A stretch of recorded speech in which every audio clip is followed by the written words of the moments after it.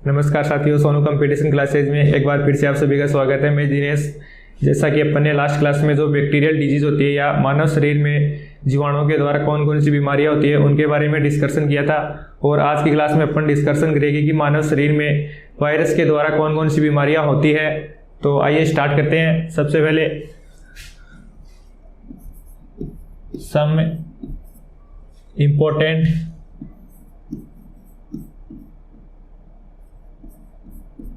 Important viral disease.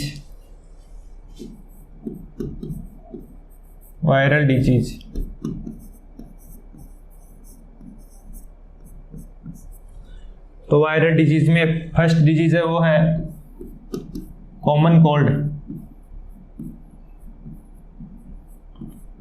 Cold या सामान्य सर्दी जुकाम।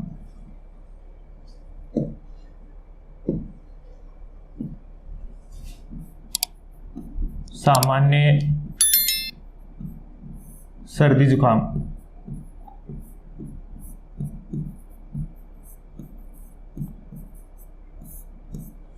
तो सबसे पहले बात करते हैं इसके रोग कारक की, ये कौन से वायरस के द्वारा होता है।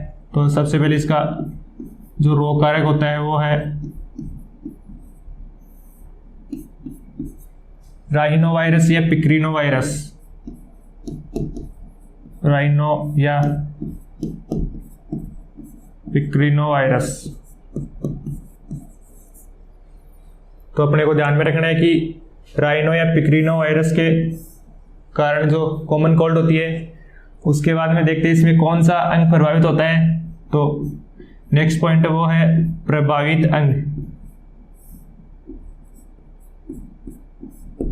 तो इसमें मुख्य रूप से अपना नाक और श्वसन मार्ग का जो ऊपरी भाग होता है वो संक्रमित होता है। इसमें नाक और श्वसन मार्ग का ऊपरी भाग।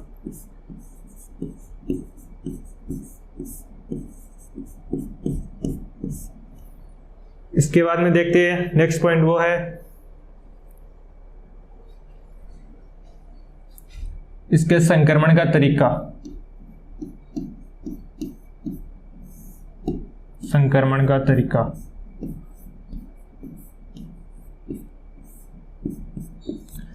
तो ये रोग मुख्य रूप से जो संक्रमित व्यक्ति होता है उसके छींकने या खांसने से जो छोटी छोटी जल की बूंदें निकलती है, उनके स्वस्थ व्यक्ति के शरीर में प्रवेश करने से, या जो संक्रमित व्यक्ति होता है या रोगी व्यक्ति होता है उसके द्वारा जो उपयोग में ली गई वस्तुएं होती है उनके संपर्क में आने से ये बीमारी मुख्य रूप से फैलती है।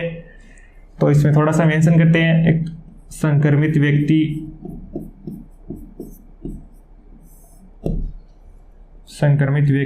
के छींकने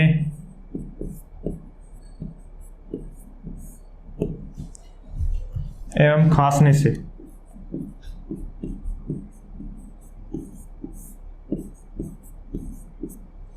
इसके अलावा संक्रमित व्यक्ति के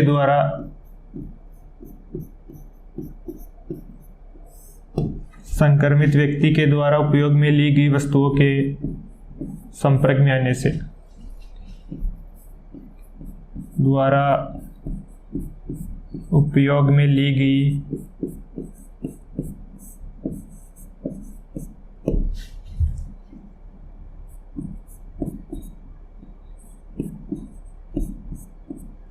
वस्तुओं के संपर्क में आने से।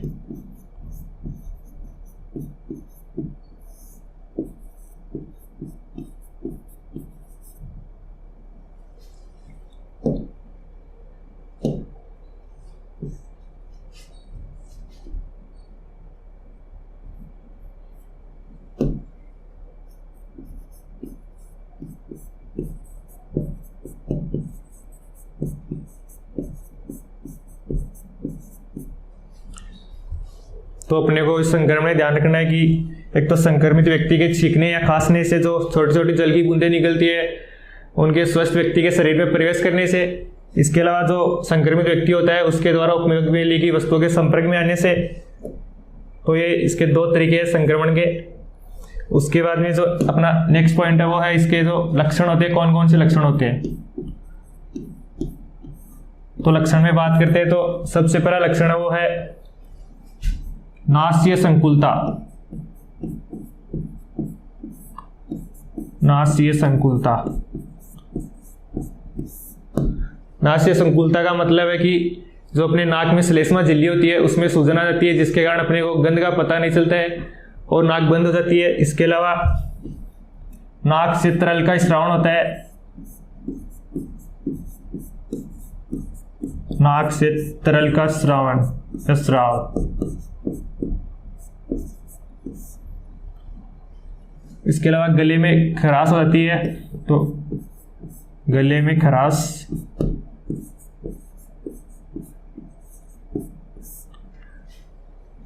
नेक्स्ट लक्षण है इसका स्वर रुक्षता। स्वर रुक्षता बोलते हैं फटी हुई आवाज निकलती है व्यक्ति की, फटी हुई आवाज।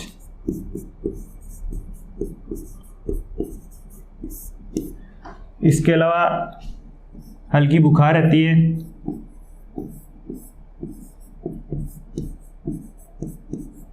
सिर दर्द रहता है, इसके अलावा खांसी आती है,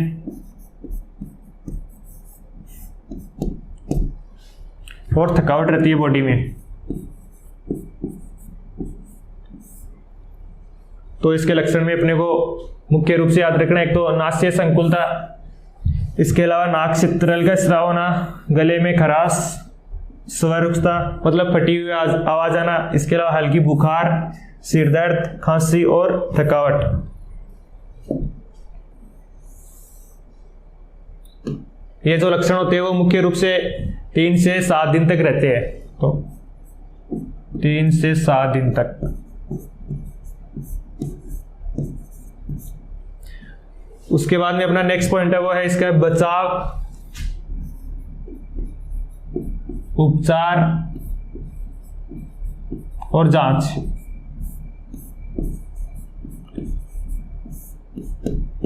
तो इसमें अपने को ध्यान में रखना है थोड़ा सा कि एक तो मास्क का प्रयोग करना चाहिए, मास्क का प्रयोग। इसके अलावा संक्रमित व्यक्ति के संपर्क में नहीं आना चाहिए, संक्रमित व्यक्ति के संपर्क में नहीं आना चाहिए।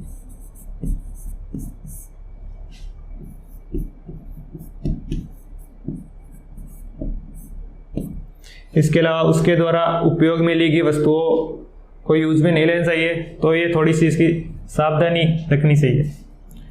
इसके बाद में अपनी जो सेकंड डिजीज है वो है डेंगू।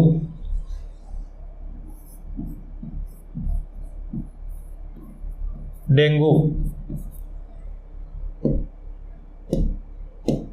इसको ब्रेक बोन फीवर भी बोलते हैं, ब्रेक बोन फीवर, हड्डी तोड़ बुखार। तो सबसे पहले बात करते हैं डेंगू के रोग कारक की, कौन से वायरस के द्वारा होती है। तो इसका जो रोग कारक है वो है फ्लेवी वायरस।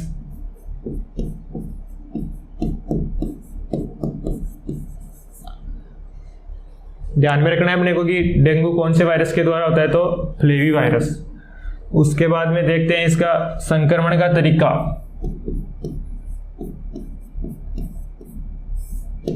संक्रमण का तरीका, तो डेंगू होता है वो मुख्य रूप से जो फीमेल टाइगर मॉस्किटो होता है, फीमेल टाइगर मॉस्किटो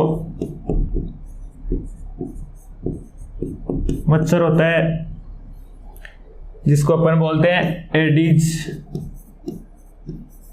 इजिप्टाई। उसके काटने से होता है, क्योंकि इस जो फीमेल टाइगर मॉस्किटो होता है उस पे ये फ्लेवी वायरस होता है, वो परजीवी के रूप में पाया जाता है, इसलिए। उसके बाद में नेक्स्ट पॉइंट है इसका जो लक्षण, कौन कौन से लक्षण होते हैं इसमें। तो लक्षण में बात करते हैं तो इसका जो फर्स्ट लक्षण है वो है कि लगातार तेज बुखार रहती है बॉडी में, लगातार तेज बुखार।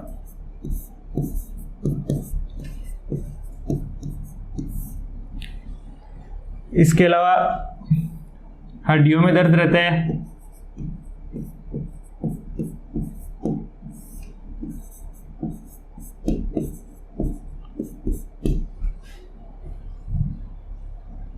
इसके अलावा जो जॉइंट्स होते हैं उनमें दर्द रहता है,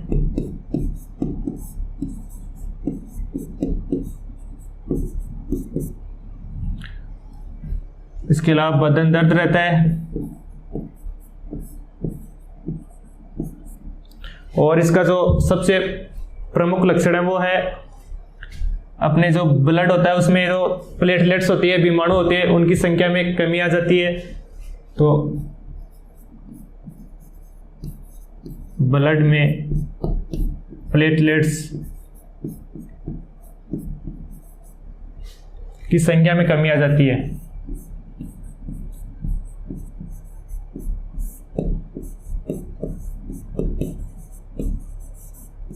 जिसको बोलते हैं थ्रोम्बोसाइटोपेनिया। थ्रोम्बोसाइटोपेनिया।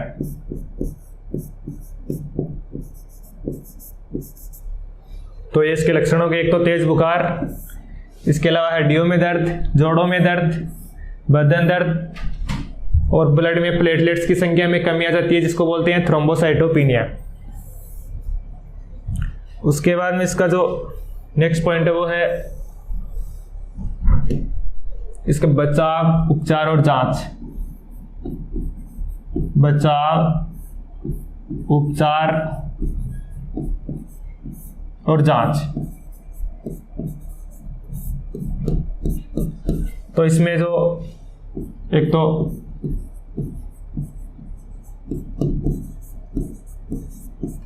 टॉर्निक्वेट टेस्ट करवाया जाता है, याद रखना है थोड़ा सा। इसके अलावा मच्छरों पे नियंत्रण करना चाहिए।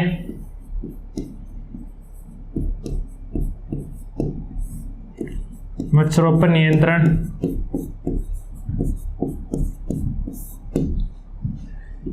इसके अलावा कुछ एंटीवायरल ड्रग्स दी जाती है।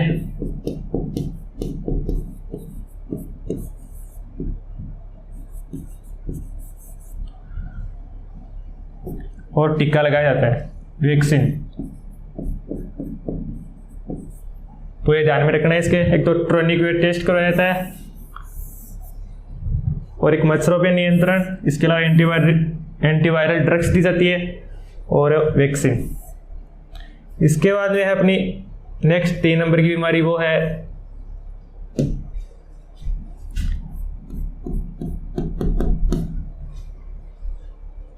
मम्स।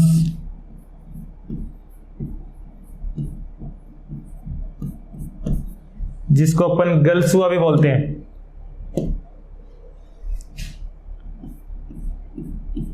गलसुआ।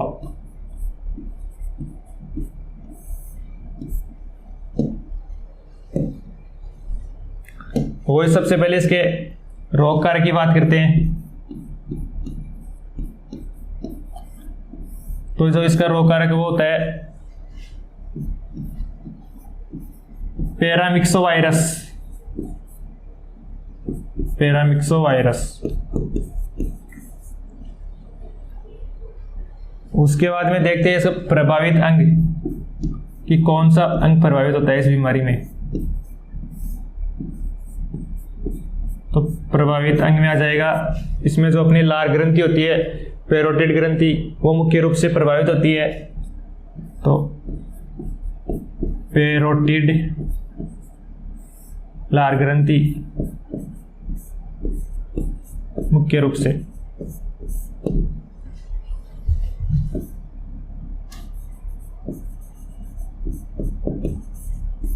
इसके अलावा पैनक्रियाज टेस्टिस और ओवेरी भी हो सकते हैं। तो ये ध्यान में रखना है कि प्रभावित अंग कौन कौन से है। तो इसमें मुख्य रूप से अपने को ध्यान में रखना है पैरोटिड लार ग्रंथि। इसके बाद में देखते हैं इसके संक्रमण का तरीका। नेक्स्ट पॉइंट है वो है संक्रमण का तरीका।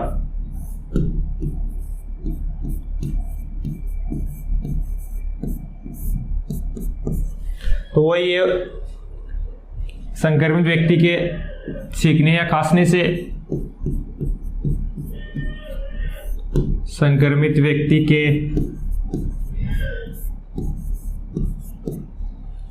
छींकने या खांसने से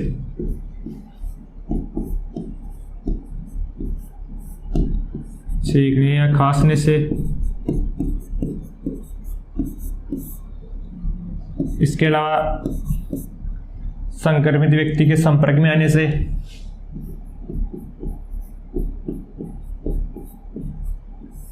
संक्रमित व्यक्ति के संपर्क से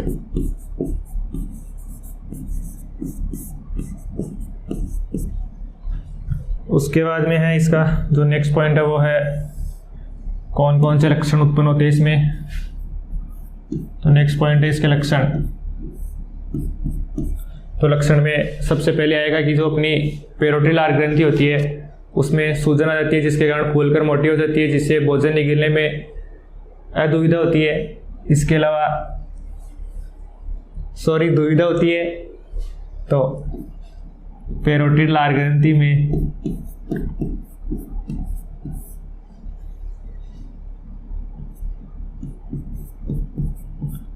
सूजन आ जाती है,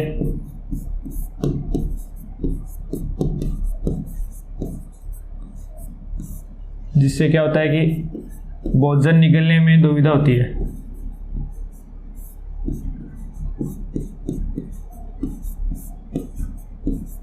दुविधा या असुविधा।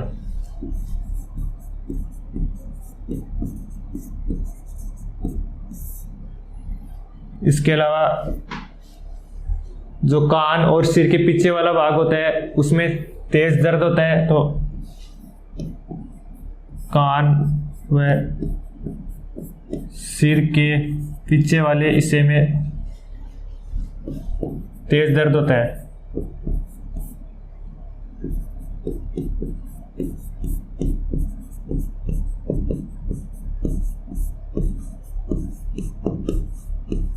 तेज दर्द।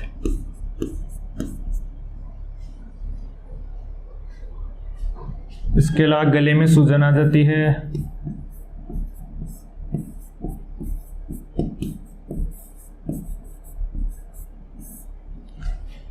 हल्की बुखार रहती है।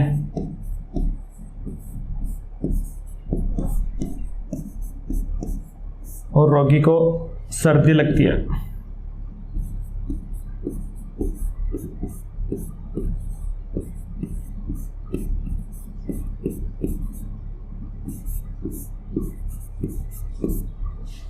तो ये लक्षण हो गए इसके कि पैरोटिड लार ग्रंथि में सूजन आ जाती है, जिससे भोजन को निगलने में असुविधा होती है। इसके अलावा जो कान और सिर के पीछे वाला जो पार्ट होता है उसमें तेज दर्द होता है, गले में सूजन आ जाती है और रोगी के हल्की बुखार रहती है और ठंड लगती है। तो ये ध्यान में रखने अपने कौन कौन से लक्षण होते हैं इसमें। उसके बाद में नेक्स्ट पॉइंट है वो है इसका जो बचाव, उपचार और जांच।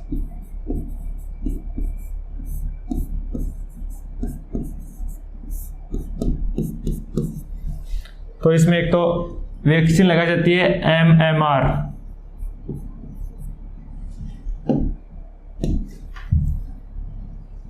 जिसकी फुल फॉर्म है मम्स, मीजल्स और रूबेला।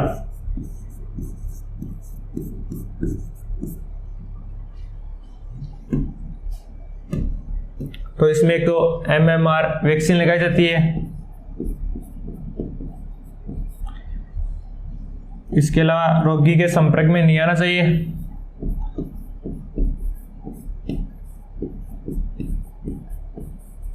रोगी के संपर्क में नहीं आना चाहिए।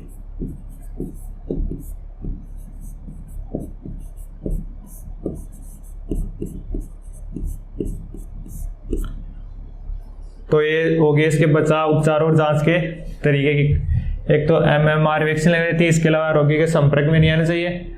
और नेक्स्ट इसका जो उसके द्वारा उपयोग में ली गई वस्तुएं होती है उनका उपयोग नहीं करना चाहिए। उसके बाद में है नेक्स्ट बीमारी 4 नंबर की, वो है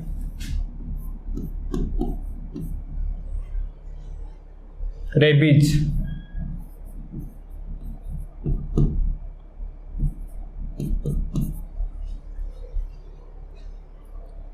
इसका सबसे पहले देखते हैं रोग कारक।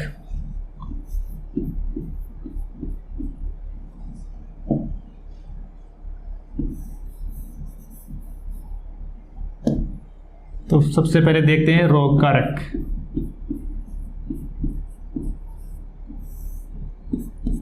तो रोग कारक में अपने को ध्यान में रखना है, ये होता है रेबडो या स्ट्रीट वायरस के कारण। रेबडो या स्ट्रीट वायरस। उसके बाद में देखते हैं इसका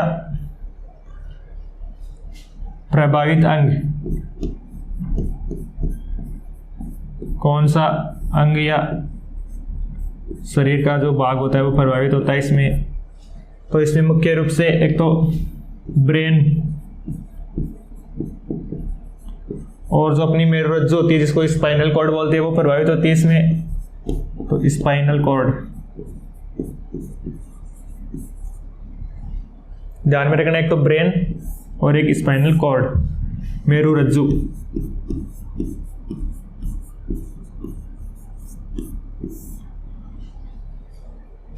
उसके बाद में देखते हैं कि इसका संक्रमण कैसे होता है। तो संक्रमण का तरीका,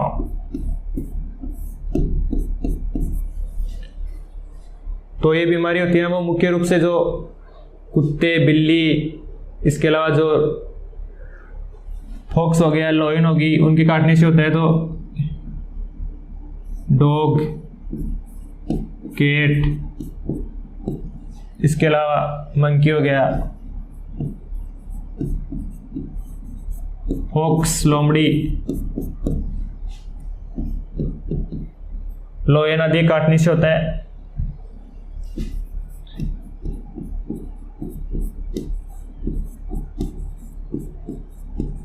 आदि के काटने से, क्योंकि इनकी लार में वायरस पाया जाता है परजीवी के रूप में, इसलिए। उसके बाद में है इसके जो लक्षण, कौन कौन से लक्षण उत्पन्न होते हैं। तो इसमें एक तो मस्तिष्क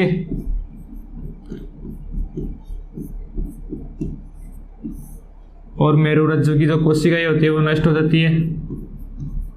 मस्तिष्क और मेरुरज्जु की कोशिकाएं नष्ट हो जाती है।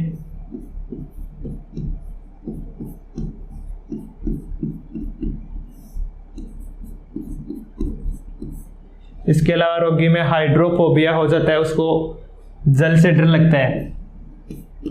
हाइड्रोफोबिया,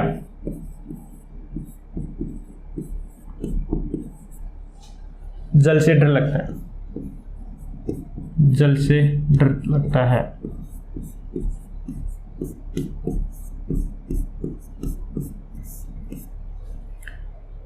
तो ये दो लक्षण याद रखने, एक तो मस्तिष्क और मेरुरज्जु की जो कोशिकाएं होती है वो नष्ट हो जाती है, इसके अलावा हाइड्रोफोबिया हो जाता है। उसके बाद में है नेक्स्ट पॉइंट है वो है इसका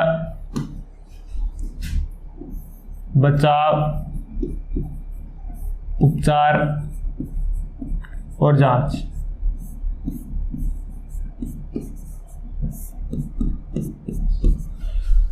तो इसमें मुख्य रूप से जो रेबीज की वैक्सीन होती है वो लगाई जाती है, 2 प्रकार की होती है।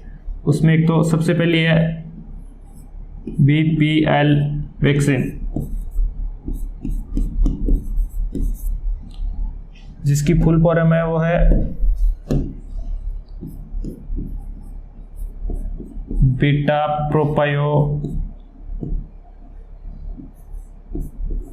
लेक्टोन बीटा प्रोपायोलेक्टोन वैक्सीन दी जाती है।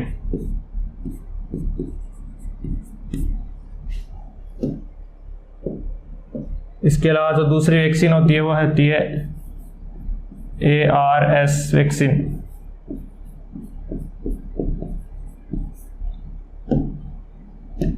जिसकी फुल फॉर्म होती है anti rabies serum vaccine.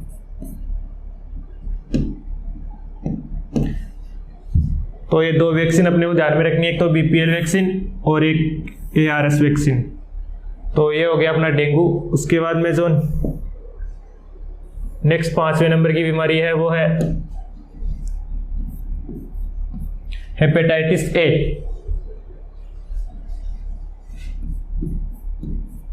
Hepatitis A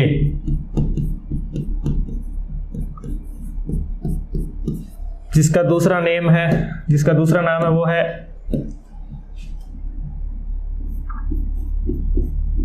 epidemic jaundice. इसको पीलिया भी बोलते हैं। तो वही सबसे पहले बात करते हैं इसके रोग कारक की।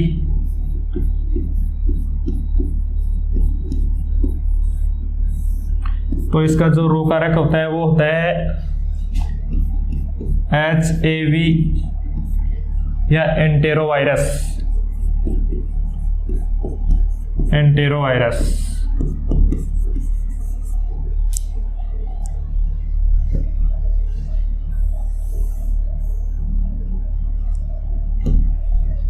उसके बाद में नेक्स्ट पॉइंट है वो है इसका जो रोग में कौन सा ऑर्गन प्रभावित होता है। तो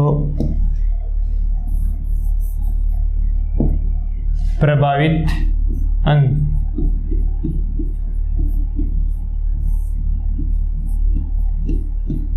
प्रभावित अंग में है तो इसमें जो मुख्य रूप से लीवर प्रभावित होता है, यकृत।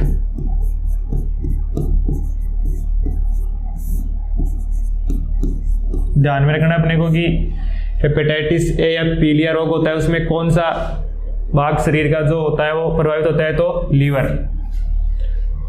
उसके बाद में है संक्रमण का तरीका।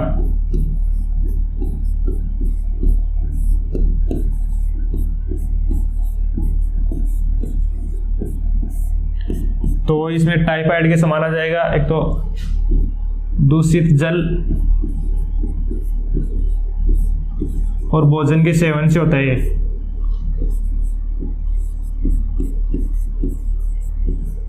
दूषित जल और भोजन के सेवन से।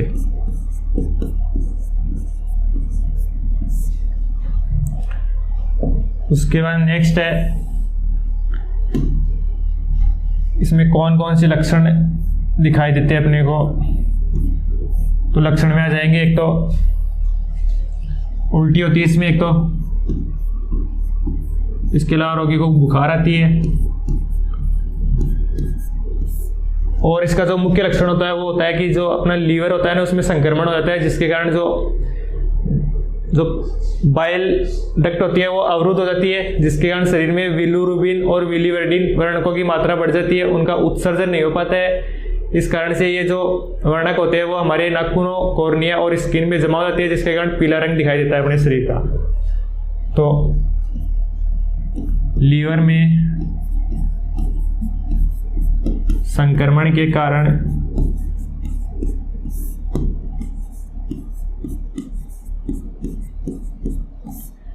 जो बाइल डक्ट होती है अपनी पीत अवरोधनी वो अवरुद्ध हो जाती है, जिसके कारण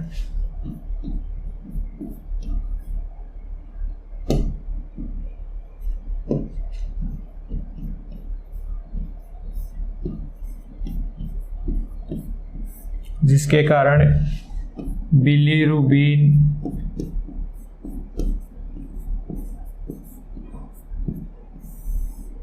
एंड बिलिवर्डिन वर्णकों की मात्रा शरीर में बढ़ जाती है,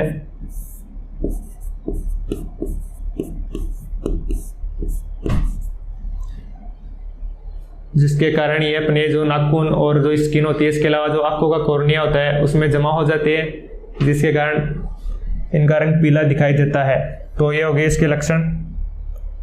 उसके बाद में नेक्स्ट है वह है इसके बचाव, उपचार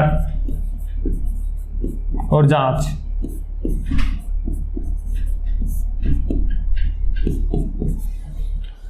तो सबसे पहले इसमें एक तो HIV का टीका लगता है।